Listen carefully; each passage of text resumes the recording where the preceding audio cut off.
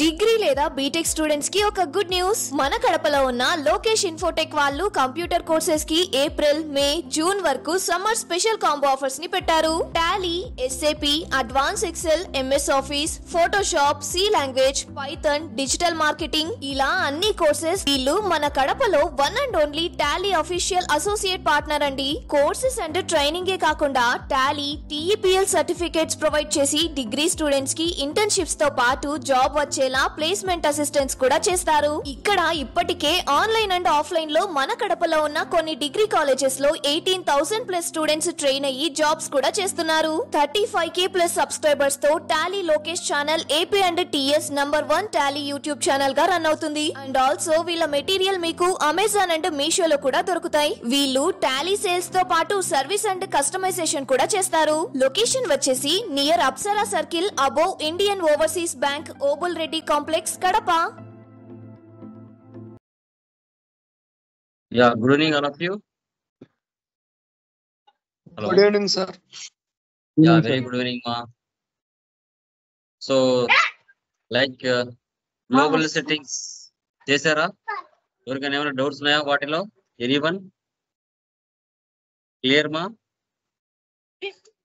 Global settings configuration SAP FIC లో చేస్తున్నారా? ఎవరికైనా డౌట్స్ ఉన్నాయా? Anyone? Clear? Clear, sir. Okay, done guys. Okay, so last class లో global settings లో మా fiscal year variant, assign company code to fiscal year variant, posting period variant, so తర్వాత opening and closing posting period, assign posting period variant to company code, define field status variants and assign company code to field status variants. 7 configuration steps మనం clear గా discussion చేసాం. మీరు guys నేను ఏం చెప్తున్నానంటే, ఇప్పుడు ఒక ఫస్ట్ కంపెనీ మీరు చేస్తున్నారు కదా, అదే విధంగా మళ్ళీ సెకండ్ కంపెనీ కూడా చేసుకుంటారు అన్నమాట. 2 కంపెనీలు అట్ ఎ టైం చేసుకుంటూ వచ్చారంటే చాలా వరకు బెటర్ అవుతుంది. Okay, so minimum course complete అయ్యే లోపల 5 కంపెనీ కోడ్లన్నా మీరు చేయాలి. 5 కంపెనీ కోడ్లన్నా మీరు చేశారంటే ఆల్మోస్ట్ చాలా బెటర్ గా ఉంటుంది. ఓకేనా? సో అది ఓకే. లాస్ట్ క్లాసెస్ లో ఎంటర్ప్రైజ్ స్ట్రక్చర్ ఎలా చేసాము, ఇప్పుడు గ్లోబల్ సెట్టింగ్స్ అనేది చేస్తున్నాం. ఒక బిజినెస్ మనం స్టార్ట్ చేయాలంటే సో దానికంటే ఒక ఫైనాన్షియల్ ఇయర్ అనేది ఉండాలి. ఆ ఫైనాన్షియల్ ఇయర్ అనేది మంత్స్ మనకి ఇక్కడ పీరియడ్స్ అని చెప్తాం. టోటల్ గా సంవత్సరానికి 12 మంత్స్ ఉంటే మనకి ఇక్కడ 4 ఎక్స్ట్రా పీరియడ్స్ ఉంటాయి. 12 మంత్స్ ప్లస్ 4 ఎక్స్ట్రా పీరియడ్స్ ఉంటాయి. స్పెషల్ పీరియడ్స్ అంటాం. వాటిని మనం ఆడిట్ కరెక్షన్స్ కోసం వీటి కోసం వీటిని ఉపయోగిస్తాం. ఇయర్ అండ్ యాక్టివిటీస్ కోసం వాటి కోసం యూజ్ చేస్తాం. మీకు ఇంటర్వ్యూలు అడిగినప్పుడు మీరు చెప్పాలి ఫిజికల్ ఇయర్ వేరియంట్ అంటే. సో తర్వాత పోస్టింగ్ పీరియడ్ వేరియంట్ అనేది కూడా మనం చేసుకోవడం జరిగింది. ఓకే, సో తర్వాత opening balance, closing balance periods, opening అనేది చాలా ఇంపార్టెంట్, అది సెటప్ చేసుకున్నాం. ఫీల్డ్ స్టేటస్ వేరియంట్స్ అంటే ఒక వెండర్ ఇన్వాయిస్ పోస్ట్ చేయాలన్నా, కస్టమర్ ఇన్వాయిస్ పోస్ట్ చేయాలన్నా ఏ ఫీల్డ్స్ రిక్వైర్మెంట్ లో ఉండాలి, ఏ ఫీల్డ్స్ రిక్వైర్మెంట్ లో ఉండకూడదు, సపరేట్స్ లో కానీ, ఆప్షన్ లో కానీ, రిక్వైర్ లో కానీ ఎలా ఉండాలి అనేసి కూడా మనం పెట్టుకోవడం జరిగింది. ఓకే, ఇప్పుడు రిమైనింగ్ ఏవైతే కాన్ఫిగరేషన్ స్టెప్స్ ఉన్నాయో వాటిని క్లియర్ గా మనం డిస్కషన్ చేద్దాం. Okay, done guys. SAP FIC open చేస్తున్నాను.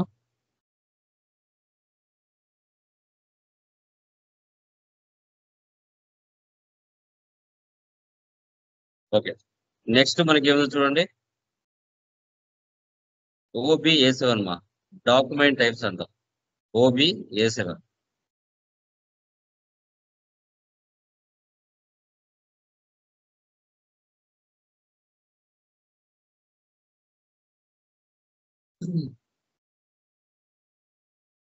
ఇక్కడ చూడండి. OB-A7 లో AA అంటే అసెట్ పోస్టింగ్, AN అంటే నెట్ అసెట్ పోస్టింగ్, DR అంటే కస్టమర్ ఇన్వాయిస్, DZ అంటే కస్టమర్ పేమెంట్, KR అంటే వెండర్ డాక్యుమెంట్, KZ అంటే వెండర్ పేమెంట్. చూసారు కదా. ఇప్పుడు ఇక్కడ కూడా మనం చేయొచ్చు. Position KR. కేఆర్ అంటే వెండర్ ఇన్వాయిస్ అని చెప్పాం. దీన్ని 2 టైమ్స్ ప్రెస్ చేయండి. ఇక్కడ చూడండి, కేఆర్ కి ఆపోజిట్ 19 ఉంది, కేఆర్ కి రివర్స్ డాక్యుమెంట్ టైప్ కేఏ ఉంది. ఇప్పుడు చాలా మంది ఇక్కడ మారుస్తూ ఉంటారు. చాలా మంది కొందరు మారుస్తూ ఉంటారు. కేఆర్ కి రివర్స్ డాక్యుమెంట్ టైప్ కేఏ ఉండాలి. ఇక్కడ ఒక్కొక్క సర్వర్ లో ఇక్కడ నెంబర్ వేరుగా ఉంటుంది. కొన్నిట్లో 18 ఉంటుంది, 19 ఉంటుంది, 01 ఉంటుంది, 05 ఉంటుంది, ఎలా అయినా ఉండొచ్చు. ఓకే, సో ఇక్కడ కేఆర్ కి ఆపోజిట్ కేఏ ఉందా లేదా చూసుకోవాలి. ఇవి ప్రీ డిఫైన్డ్ గా ఉంటాయి. ప్రీ డిఫైన్డ్ గా. ఓకే, నెక్స్ట్ మళ్ళీ పొజిషన్ డిఆర్. డిఆర్ అంటే ఏంటి? Customer invoice. దీన్ని 2 టైమ్స్ ప్రెస్ చేయండి. చూడండి, డిఆర్ కి 02 ఇచ్చాడు, రివర్స్ డాక్యుమెంట్ టైప్ డిఏ ఇచ్చాడు. Account type allowed, assets, customer, vendor, material, జీలక. బ్యాక్. తర్వాత ఎస్ఏ. ఎస్ఏ అంటే GL accounts. GL account document SA అంటారు. 2 టైమ్స్ ప్రెస్ చేయండి. SA number range 01, reverse document type AB. Okay, done. మళ్ళీ ఏమి ఇచ్చాడు ఇక్కడ? కేజెడ్ ఇచ్చాడు, డిజెడ్ ఇచ్చాడు. Position KZ, vendor payment. KZ కి 15 కేజే. చూడండి, కేఆర్ కు కేజెడ్ వస్తుంది ఆపోజిట్. ఓకే, గుర్తుపెట్టుకోండి. ఇప్పుడు డిజెడ్.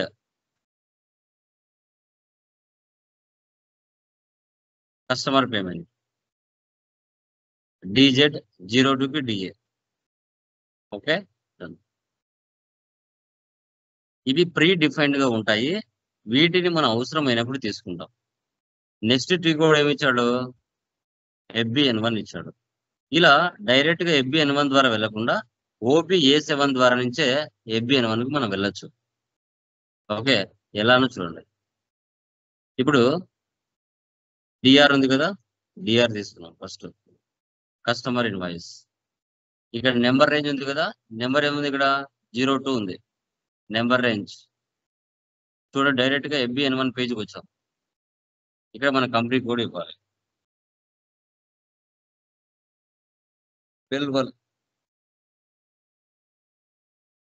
ఇంటర్వల్స్. ఓకే, ఇక్కడ చూడండి ఏమున్నాయి? ప్రీ డిఫైన్ ఇక్కడ ఉన్నాయా? యా. సో మనం ఏం చేయాలి? ఓకే, మన నెంబర్ ఏంటి ఇక్కడ? బ్యాక్ వచ్చేయండి. బ్యాక్ 02 ఉంది కదా, 02 తీసుకోవాలి.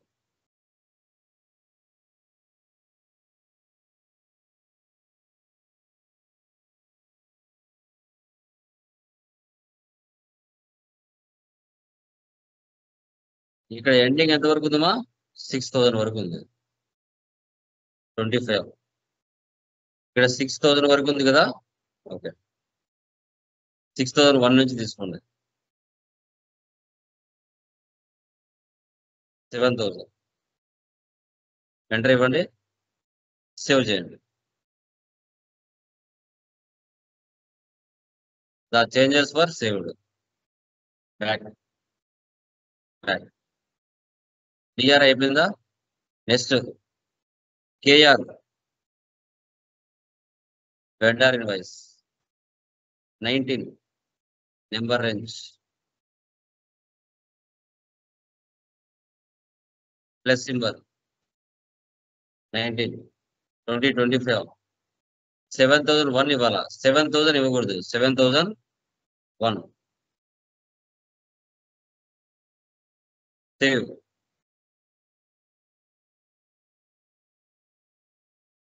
Okay, back.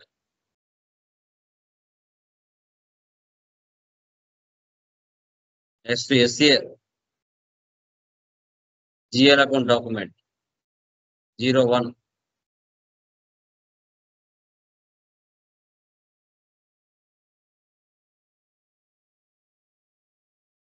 8,001 9,000.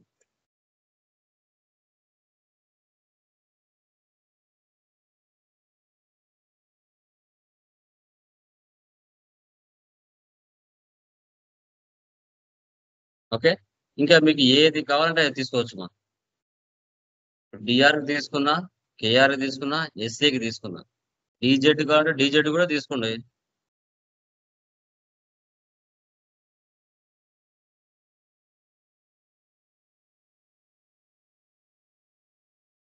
Zero two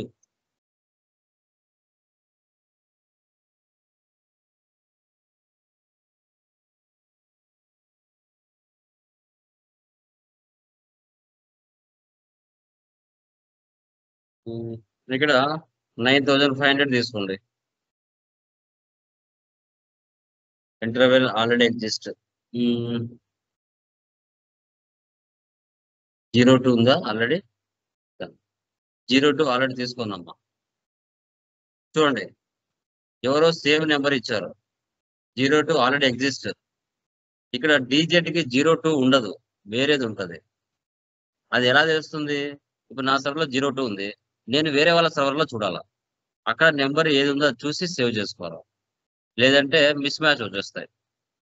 already 02 తీసుకున్నాను. ఓకే, మళ్ళీ ఇక్కడ 02 ఉంది, ఎవరు ఇక్కడ మార్చింటారు. సర్వర్ కదా, చాలా మంది మార్చింటారు. అప్పుడు వేరే వాళ్ళ దాంట్లో చూడాలి. ఇప్పుడు మీరు చేస్తున్నారు కదా, మీరు ఒకవేళ ఓపెన్ చేస్తుంటే చూసి చెప్పచ్చు. KZ 15.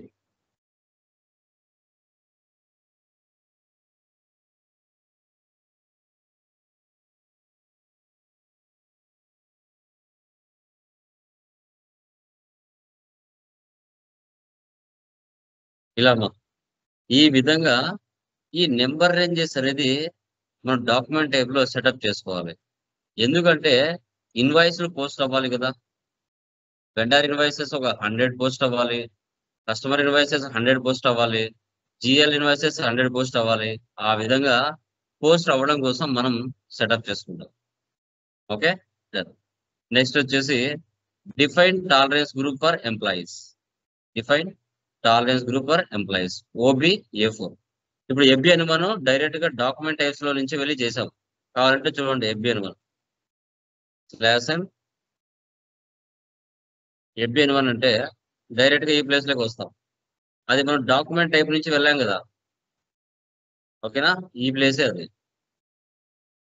Next /n OBA4 OBA4 new entries. Okay, నేను Ben1 అని తీసుకుంటున్నా. కంపెనీ కోడ్ కూడా Ben1. లిమిటేషన్ 9 9s ఇస్తున్నాను, 7 9s ఇస్తున్నాను. క్యాష్ డిస్కౌంట్ 5% ఇస్తున్నాను.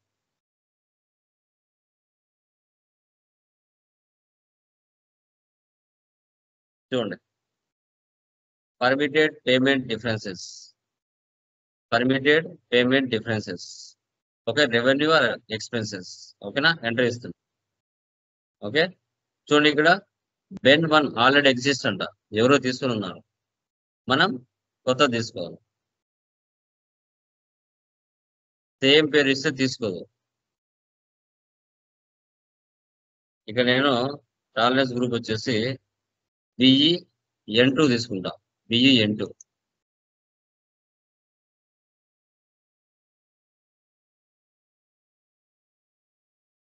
ఓకే,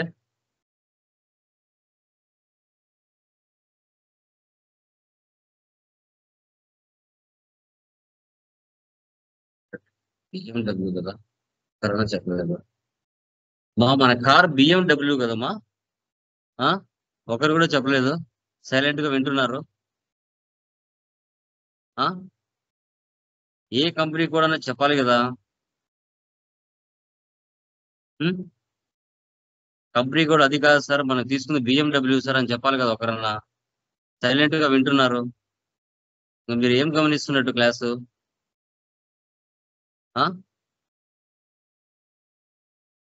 అదే అప్పుడే నాకు తేడా కనబడుతుంది ఏంటి అనేసి.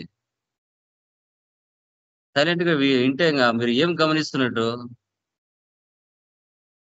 ఆ? నేను అదే అనుకున్నాను సార్, కానీ దానికి చెప్పాలి వేరే కదా, ఏమైనా ఇచ్చారా అనుకుని చూడలేదు సార్. అక్కడ ఏమున్నాయని చెప్పాలి కదా, డైరెక్ట్ గా వింటే ఎట్లా? ఇక్కడ డిఫరెన్స్ కనబడుతుంది. Good evening all of you once again. Hello, good evening sir. Good evening sir. Yeah good evening guys. Yeah last classes ఏమైనా డెమో డౌట్స్ ఉన్నాయా? డెమోలో ఎస్ఏపి ఎఫ్ఐసి లో లాస్ట్ క్లాస్ లో విన్నారు కదా, ఎనీ డౌట్స్ మా? క్లియరా? Clear sir. Okay, very good guys. So today వచ్చేసి మనకి ఎఫ్ఐ కన్సల్టెంట్ యొక్క రోల్స్ అండ్ రెస్పాన్సిబిలిటీస్ ఏంటి, మీరు జాబ్ లోకి వెళ్ళిన తర్వాత అక్కడ మీరు చేయవలసిన వర్క్ ఏంటి, రేపు ఇంటర్వ్యూలో మీకు అడిగినప్పుడు ఎఫ్ఐ కన్సల్టెంట్ యొక్క రోల్స్ అండ్ రెస్పాన్సిబిలిటీస్ ఏంటి అన్నప్పుడు దానికి సంబంధించిన స్టెప్స్ ఉంటాయి, వాటిని మీరు క్లియర్ గా ఎక్స్ప్లెయిన్ చేస్తే చాలు, ఎనఫ్. ఆటోమేటిక్ గా వాళ్ళకు ఒక ఐడియా అనేది వస్తుంది. ఇప్పుడు ఏ జాబ్ రోల్ కైనా మిమ్మల్ని ఒక కంపెనీలోకి రిక్రూట్ చేసిన తర్వాత ఒక క్యాడర్ మీకు ఇచ్చిన తర్వాత ఆ క్యాడర్ కి రిలేటెడ్ గా మీకు ఇన్ఫర్మేషన్ అనేది ముందుగానే తెలిసి ఉండాలి. తెలియకుండా మీరు ఏ జాబ్ కూడా అప్లై చేసుకోరు. కాబట్టి మీరు కూడా ఎఫ్ఐ కన్సల్టెంట్ గా మీరు అవ్వాలి అనుకున్నప్పుడు ఆ ఎఫ్ఐ కన్సల్టెంట్ చేయవలసిన పనులు ఏంటి అనే ఇన్ఫర్మేషన్ ముందుగానే ట్రైనింగ్ లో ట్రైన్ అయిన తర్వాతనే మీరు ఇంటర్వ్యూకి అనేది అటెండ్ అవ్వడం జరుగుతుంది. దానికి రిలేటెడ్ గా మీరు మీ యొక్క రోల్స్, ఆ జాబ్స్ సంబంధించిన రోల్స్ ఏంటి, ఒకవేళ జాబ్ వస్తే నీ రెస్పాన్సిబిలిటీస్ ఏంటి, క్లయింట్ లొకేషన్ లో నువ్వు చేయవలసిన పనులు ఏంటి అనేది టుడే క్లాస్ లో మనం డిస్కస్ చేయడం జరుగుతుంది. ఓకే, ఆఫ్టర్ క్లాస్ అయిన తర్వాత మీకు ఏమైనా డౌట్స్ ఉంటే నేను క్లారిఫై చేస్తాను. యా, సో ఫస్ట్ వన్ చూడండి, ఇక్కడ మనకు బ్రీఫ్ ఇంట్రడక్షన్ ఇచ్చాను. FI means finance, okay, CO means controlling అంటారు. ఇప్పుడు ఇక్కడ మనం ఎక్స్ప్లెయిన్ చేసేది లైక్ S4 హనా అయితే యాక్టివేట్ మెథడాలజీ ఉపయోగిస్తారు, ECC 6.0 అయితే అసాప్ మెథడాలజీ యూజ్ చేస్తారు. ఇది డిఫరెన్స్ రెండింటికి. ఓకే, ఒక పర్సన్ ఒక క్లయింట్ బిజినెస్ లోకి ఎఫ్ఐ కన్సల్టెంట్ వెళ్ళిన తర్వాత ఆ క్లయింట్ బిజినెస్ యొక్క బిజినెస్ ప్రాసెస్ అంతా తెలుసుకున్న తర్వాత అక్కడ మనం చేసే పని ఏంటంటే ఫస్ట్ అనాలిసిస్ చేసుకోవాలి, వర్క్ లొకేషన్ లోకి వెళ్ళి, తర్వాత డిజైన్ చేసుకోవాలి, డాక్యుమెంటేషన్ ప్రిపరేషన్ చేయాలి, కాన్ఫిగరేషన్స్ చేయాలి, ఆ చేసిన కాన్ఫిగరేషన్స్ టెస్టింగ్ చేయాలి, వాళ్ళకి ఏమైనా డౌట్స్ ఉంటే సపోర్టింగ్ కూడా ఇవ్వాలి. ఇది జస్ట్ మనం పైన ఎక్స్ప్లెయిన్ చేసుకునే ఇన్ఫర్మేషన్. ఇంకా దీని గురించి డెప్త్ గా ఇన్ఫర్మేషన్ లాగా వెళ్ళిపోతే వాటికి కొన్ని స్టెప్స్ ఉంటాయి. ఆ స్టెప్స్ ఏంటి అనేది కూడా ఇప్పుడు మనం డిస్కషన్ చేద్దాం. యా, సో కీ రెస్పాన్సిబిలిటీస్ అంటామా దీంట్లో. కీ రెస్పాన్సిబిలిటీస్ దీంట్లో 2 టైప్స్ ఉంటాయండి. ఒకటి స్ట్రాటజిక్, సెకండ్ది ఆపరేషనల్ అంటారు. స్ట్రాటజిక్ లో మెయిన్ గా ప్లానింగ్ అనేది ఉండాలి. ఆ ప్లానింగ్ తో పాటు ఆపరేషనల్ లో మనకి సబ్స్ ఉంటాయి. మళ్ళీ requirement gathering and design, implementation, trouble shooting, training, documentation and complaints, MIS and reporting అని చెప్తాం. MIS and reporting. సో మీరే చెప్పండి, ఫస్ట్ స్ట్రాటజిక్ లెవెల్లోకి వచ్చిన తర్వాత ఫస్ట్ ప్లానింగ్ చేస్తామండి. అసలు ఒక క్లయింట్ నాన్ ఎస్ఏపిలో నుంచి డేటాను ఎస్ఏపిలోకి మ్యాప్ చేయాలి అనుకున్నప్పుడు అప్పుడు ఆ క్లయింట్ బిజినెస్ యొక్క ప్లానింగ్ ఏముంటుంది? ఒక ఎఫ్ఐ కన్సల్టెంట్ కి ఆ ప్రాజెక్ట్ వచ్చిన తర్వాత ఆ నాన్ ఎస్ఏపిలో ఉన్న క్లయింట్స్ యొక్క డేటాని ఎస్ఏపిలోకి మ్యాప్ చేయడానికి ఫస్ట్ తెలుసుకోవాల్సిన ఇన్ఫర్మేషన్ ఏంటి, ఆ ప్లానింగ్ ఏంటి? మీరే చెప్పండి. ఇప్పుడు మీరు ఒక ఎఫ్ఐ కన్సల్టెంట్ గా జాబ్ వచ్చింది. జాబ్ వచ్చిన తర్వాత మీరు ఒక క్లయింట్ బిజినెస్ లోకి వెళ్తారు. వెళ్ళిన తర్వాత మీరు ఏం చేస్తారండి? ఫస్ట్ ఆ క్లయింట్ దగ్గర నుంచి ఎలాంటి ఇన్ఫర్మేషన్ తీసుకుంటారు? ఫస్ట్ చెప్పండి, క్యాజువల్ గా మీరు ఆలోచించి చెప్పండి. క్యాజువల్ గా మీకు తెలిసిన వరకు చెప్పండి. ఎనీవర్? వాళ్ళ డీటెయిల్స్ తీసుకుంటాం సార్. ఫస్ట్ ఎలాంటి డీటెయిల్స్ తీసుకుంటారండి? నేము, తర్వాత వాళ్ళ బిజినెస్ టైటిల్. ఓకే, ఇప్పుడు మార్కెట్ లో ఎన్ని రకాల బిజినెస్ టైప్స్ ఉంటాయి, సెక్టార్స్ ఉంటాయి? చెప్పండి ఎలాంటి సెక్టార్స్ ఉంటాయి మార్కెట్ లో? చెప్పండి. ఇప్పుడు నేను మీకు ట్రైనింగ్ ఇస్తున్నాను కదా. సో దీన్ని ఏమంటారు? మ్యానుఫ్యాక్చరింగ్, ఇన్వెంటరీనా, సర్వీసా? సర్వీస్. సర్వీస్. ఎలా చెప్తున్నారు సర్వీస్ సెక్టర్ అనేది? మీరు మాకు ప్రొవైడ్ చేస్తాను సార్. యా. ఇప్పుడు మీరు ఎక్కడైనా మార్కెట్కి వెళ్తారు, ఏదైనా ఒక ప్రోడక్ట్ ని పర్చేజ్ చేస్తారు, అది ఎలాంటి సెక్టర్? అది కూడా సర్వీస్ సెక్టర్. సర్వీస్ ఉంటుందా, ఇన్వెంటరీ ఉంటుందా, మ్యానుఫ్యాక్చరింగ్ ఉంటుందా? ఇన్వెంటరీ ఉంటుంది సార్. ఇన్వెంటరీ ఉంటుంది. ఓకే. ఒక ప్రోడక్ట్ అంటే ఒక మొబైల్ కానీ కంప్యూటర్ కానీ తయారు చేసే ప్లేస్కి వెళ్తారు. సో దాన్ని ఏం సెక్టర్ అంటారండి? మ్యానుఫ్యాక్చరింగ్ అంటారు. సో ప్రతి ఒక్క ఆర్గనైజేషన్ లో కూడా మార్కెట్ లో మీరు చూసుకున్నట్లయితే ఇలా అన్ని రకాల డిపార్ట్మెంట్స్ కి సంబంధించిన కంపెనీస్ ఉంటాయి. మ్యానుఫ్యాక్చరింగ్ ఉంటుంది, సర్వీస్ ఉంటుంది, ఇన్వెంటరీ ఉంటుంది. ఇవన్నీ ఉంటాయి. ఇవన్నీ ఉన్నప్పుడు మనం చేసే క్లయింట్ యొక్క బిజినెస్ ప్రాజెక్ట్ ఏదైతే ఉంటుందో అసలు అది ఏ సెక్టార్ కి సంబంధించింది, మ్యానుఫ్యాక్చరింగ్, ట్రేడింగ్ ఆర్ సర్వీస్ అనేది తెలుసుకోవాలి. దాన్ని బట్టి మనం ఏం చేయాలంటే ప్లానింగ్ చేసుకోవాలి. Based on business financial requirements, plan and architect based on SAP using the FICO model under the guidance of the head functional delivery or projects. Okay. For example ఇప్పుడు Vizag steel company ఉంది. Okay. So అక్కడ వాళ్ళు ఏం చేస్తున్నారంటే ఎక్సెల్లోనో టాలీలోనో వాళ్ళ డేటాను maintain చేస్తున్నారు. వాళ్ళ యొక్క టర్న్ ఓవర్ సాఫ్ట్వేర్ అనేది సరిపోవట్లేదు. దాని యొక్క ఎక్కువ కెపాసిటీ కావాలి. అప్పుడు వాళ్ళు ఎక్సెల్లోనో టాలీలోనో డేటాను మెయింటైన్ చేస్తున్నారు. వారు ఫస్ట్ టైం SAP సాఫ్ట్వేర్ని ఉపయోగించాలని అనుకున్నారు. అప్పుడు ఆ వైజాగ్ స్టీల్ కంపెనీ ఏం చేస్తుందంటే మార్కెట్లో ఉన్న IT కంపెనీస్కి బిడ్డింగ్కి పిలుస్తుంది. బిడ్డింగ్ అంటే ఏంటి? వేలంపాట. ఓకే. బిడ్డింగ్ పిలుస్తుంది అనమాట. అప్పుడు IT కంపెనీస్ ఒక 5-6 లేదంటే 10 బిడ్డింగ్ వస్తాయి. TCS, విప్రో, HCL, ఇన్ఫోసిస్ ఇలా చాలా వస్తాయి అనమాట. ఇలా వచ్చినప్పుడు సో అప్పుడు వైజాగ్ స్టీల్ కంపెనీ చెప్తుంది, IT కంపెనీస్ చెప్తుంది, ఇలా మా యొక్క డేటాని SAPలోకి మ్యాప్ చేయాలనుకుంటున్నాము, మీకు ఎంత టైం కావాలి, ఎంత బడ్జెట్ అవుతుంది అని అడుగుతారు. సో అప్పుడు TCS ఏమో 1 crore అంటుంది, విప్రో 2 crores అంటుంది, HCL 3 crores అంటుంది.